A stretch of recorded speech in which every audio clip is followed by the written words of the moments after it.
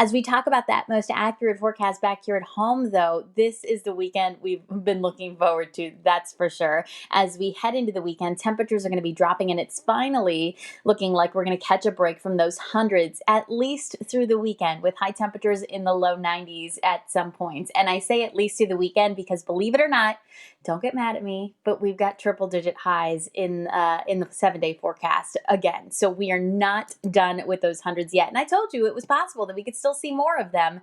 141, that's how many days in the hundreds we've seen so far this year. The all-time record is 143 days. That was set back in 1989. And this year, we're going to get even closer to that record. Already, we're just 2 days away from it. And I think it's still possible we tie it here. But before we focus on that, let's talk about the cool down. How about that? Some brighter news. We have a storm system coming our way, and that storm system is going to break down that ridge of high pressure.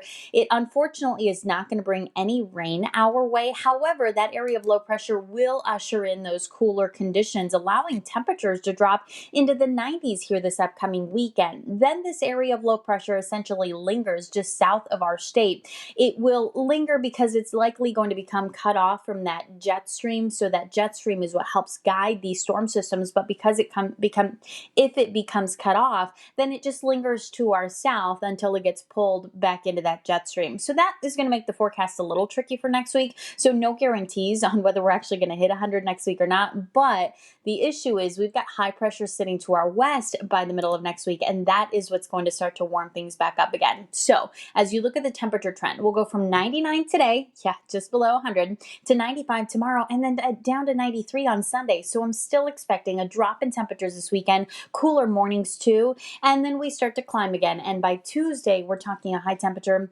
of 99 degrees, and it's possible we see that triple-digit high temperature or high of 100 by next Wednesday. So stay tuned for that. In the meantime, 60s and 70s right now across the valley. We have more 70s than we do 60s, but don't worry, we're going to drop a little further here this morning before we start the warm up for the day. We're down into the upper 30s right now in Flagstaff, 67 in Kingman, and in the mid 70s right now at Lake Havasu with Payson. Good morning, you're checking in at 57 degrees. As you look at that hour by hour planner for the Phoenix metro area, we're talking temperatures in the low 70s around sunrise before we start to warm. And the warm today a little more gradual. We won't see those 80s until about 9 a.m. and we won't see the 90s today until about lunchtime. So you've got a bigger window of time to get outdoors for those morning activities. Then we spend the entire afternoon and early evening in the 90s with Phoenix topping out at 99 degrees. We'll see highs ranging from about 98 to 99 from the Santan Valley all the way to Goodyear, Buckeye up to 97 today, and only 94 for a high today in Anthem and Cave Creek. Now our 30-year average is 91, so we're still talking temperatures that are above normal for this time of year